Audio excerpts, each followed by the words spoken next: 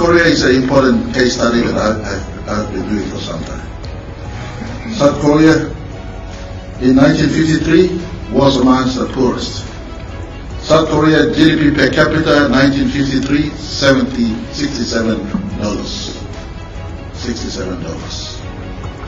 Guess what? In 1973, 20 years later, there were only $407 per capita.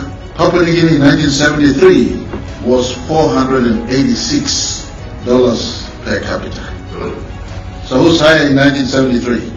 PNG 486, South Korea 407. 1975, we still remain in the 480s with 485 from the records I have. South Korea had gone past us to $617 per capita.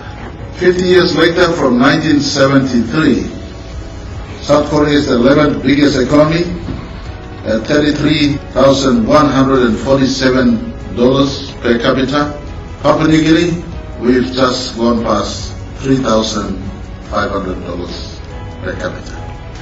Some more statistics. The land size is around 100,000 square kilometers, so just a little over 100,000. Papua New Guinea's land size is 462,840 square kilometers. So we are 4 times bigger than them. And just for comparison, our own Western province is 98,000 square kilometers.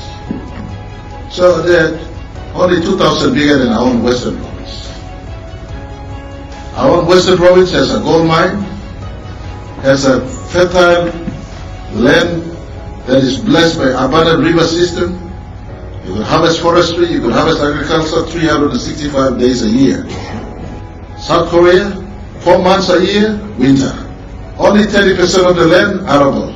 From poverty at 1953, still behind us at 1973, gone past us at 1975. Today, 11th biggest economy. Papua New Guinea still ranks, still way below. What happened? Really, what happened is a question we also be asking. With no blame to the past, but for us today to construct our own future. I repeat, with no blame to the past are lessons which is read.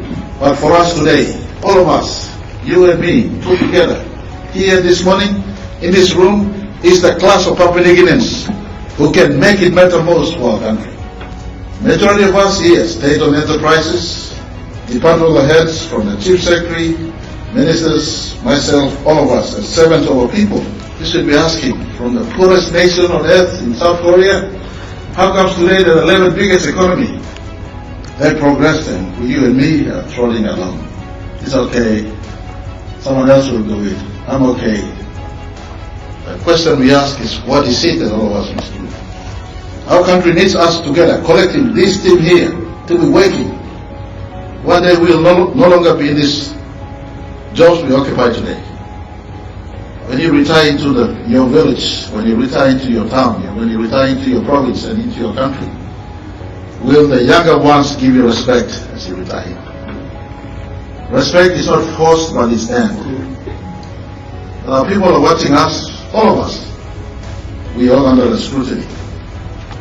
Our country could appreciate our generation's input into modernizing our country, into ensuring that our economy is robust and diversified and strengthened, into ensuring that all parts of our country have enabling infrastructures that throttles them into contributing economic zones, to ensuring that health care of our people 1 hour within reach, to ensuring that no child is left behind in education, and they're not just getting the math and science and social science and English, but they're getting holistic education to skill them, empower them, shape them to be contributors to their own country, to ensure our people are fired up to participate in the economy.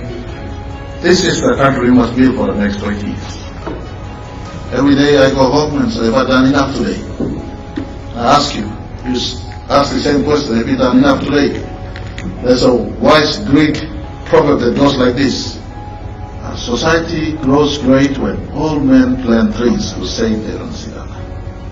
Are you planting trees that will give shade to your children, their cousins, the kinsmen in our country? Or are you chopping down trees that were already planted by the Somali generation? They planted that tree called Papua New Guinea today, and are you chopping it down?